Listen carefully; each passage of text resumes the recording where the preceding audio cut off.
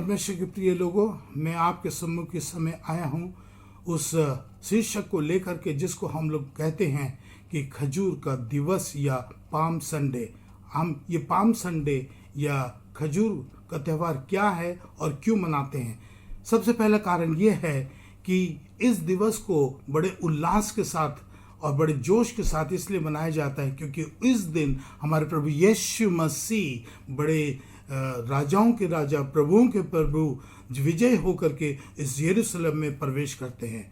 और यीशु मसीह जब यरूशलेम में प्रवेश करते हैं वो एक गधी के बच्चे पर बैठ करके आते हैं और उस समय लोग वस्त्र तथा खजूर की डालियां मार्ग में बिछा करके उनका स्वागत करते हैं, कहते हुए होजाना, धन्य है वह जो प्रभु के नाम से आते हैं, होजाना, और स्वर्ग में प्रभु की महिमा हो। और जब वो यरूशलेम में प्रवेश कर रहे थे तो नगर में बहुत हलचल मच चुकी थी और लोग कह रहे थे ये कौन है जो यरूशलेम में इतने धूमधाम से प्रवेश कर रहा है।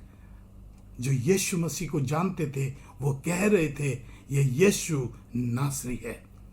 हम ये त्यौहार क्यों मनाते हैं? हम ये त्यौहार को इसलिए मनाते हैं क्योंकि जकरिया एक भविष्यवक्ता जो थे उन्होंने बहुत वर्ष पहले कहा था, और मैं उस वचन को पढ़ना चाहूँगा कि उन भविष्यवक्ता ने क्या कहा था। जकरिया अध्याय 9 का 9 पद में ये कहता है, वो वचन में पढ़ता हूँ, हे सियोन बहुत ही मग्न हो, हे यरूशलेम जय जयकार कर, क्योंकि तेरा राजा तेरे पास आएगा, वह धर्मी और उद्धार पाया हुआ है, वह दीन है और गधे पर वरन गधी के बच्चे पर चढ़ा हुआ आएगा। ये वचन बोला गया था, जकरिया के द्वारा भविष्यवाणी हुई थी और वो भविष्यवाणी पूरी होनी थी, इसीलिए इस त्यौहार को मनाया जाता है। अब एक चीज़ और हम देखना चाहेंगे, जब भीड़ की बात करते हैं तो किस तरह की भीड़ वहाँ पर आई थी। पहली भीड़ वो थी जो कि तमाशा देखने वाली भीड़ थी, देख रहे थे कौन है, कैसा इंसान है, क्यों आ रहा है, लोग इतना उल्लास क्यों कर रहे हैं। दूसरे लोग ये देखना चाहते थे क्योंकि यीशु मसीह ने अपने जीते जी इस संसार में कार्य करते हुए बहुत से चमत्कार किए थे, अंधों को आंखें दी थी, लंगड़े लूलों को चलाया था। प्रभु यीशु मसीह को देखना चाहते थे कि वो ये चमत्कार करने वाला यीशु है। बहुत से लोग इसलिए भी जमा हुए थे, वहाँ पर आलोचना कर रहे थे, ये कौन है अपने आप को प्रभु परमेश्वर कहता है। आलोचना भी हो रही थी वहाँ पर, और कुछ ऐसे लोग भी थे आसपास, वो देख रहे थे कि त्यौहार जैसी चीज़ है, वो त्यौहार मनाने के लिए आए। और एक भीड़ वो थी जो यीशु मसीह को अच्छी तरह से जानते थे और वो ये कह रहे थे यह यीशु नासरी है। आज प्यारे भाइयों बहनों, इस भीड़ को लेते हुए हमारे पास एक सवाल है, मैं किस भीड़ का हूँ? क्या मैं तमाशा देखने वाला हूँ या मैं सिर्फ चमत्कार को देखने वाला हूँ? नहीं, मुझे होना चाहिए उस भीड़ का कि मैं यीशु मसीह को अच्छी तरह से जानता हूँ और यीशु मसीह को मेरा कर्तव्य है कि मैं उसके नाम को और उसके कार्य को मैं प्रचार करूं, क्योंकि यह यीशु मसीह ने हमको एक उत्तरदायित्व दिया है। अब ये खजूर का त्यौहार, ये खजूर क्या चीज़ है, क्यों खजूर लिया गया? उस समय सिर्फ खजूर के पत्तियां ही, खजूर की डालियां ही अवेलेबल होती थी। उस समय उन्हीं को इस्तेमाल करते थे, तो वो डालियां ली गई। एक खजूर की डाली को एक लंबे उम्र जीवन से भी जोड़ा जाता है और ये खजूर की डालियां हरी भरी होती हैं। अब तीसरा चौथा सवाल ये भी आता है कि यीशु मसीह ने गधी के बच्चों को क्यों इस्तेमाल किया?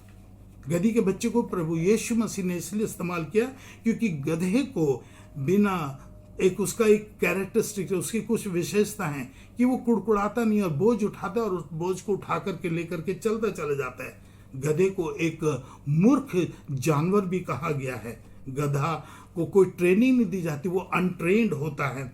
गधे में एक बहुत अच्छी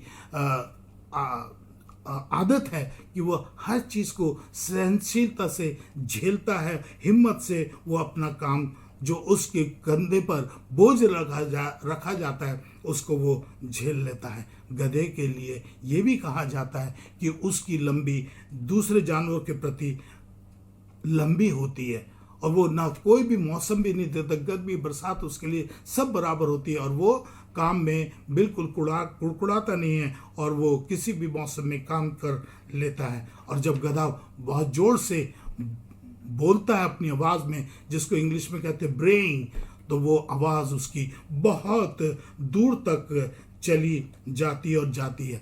गधे को एक नम्र और एक साधारण जानवर भी कहा जाता है। जानवर को अयोग्य भी समझा जाता है, बेकार जानवर समझा जाता है।